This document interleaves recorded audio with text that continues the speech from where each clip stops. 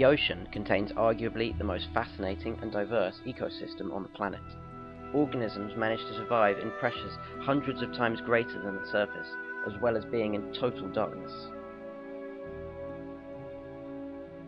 With modern technology, it has been possible to film and observe behaviors and adaptations found only in these environments.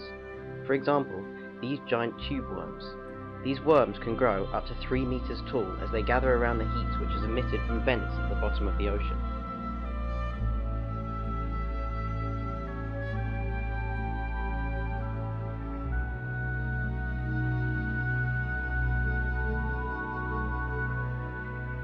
These shrimps are surviving at 400 degrees, surrounded by a cocktail of chemicals.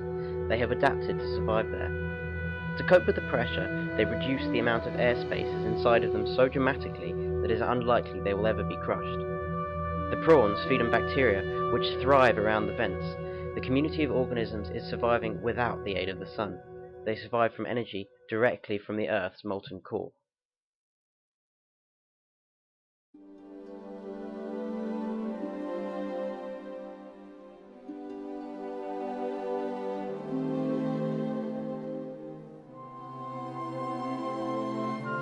The Nautilus lives 400 meters down. However, during the night it goes up to the reefs in search of food.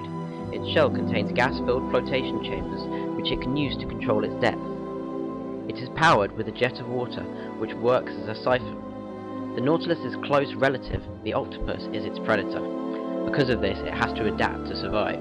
They are masters of disguise, as well as carrying highly developed chemical sensors on their tentacles. These can detect the presence of predators and prey. It can use its water jet to dig in the sand. The Nautilus only needs a meal once a month because it uses so little energy in movement. After having fed, the Nautilus puffs its way back to deeper waters.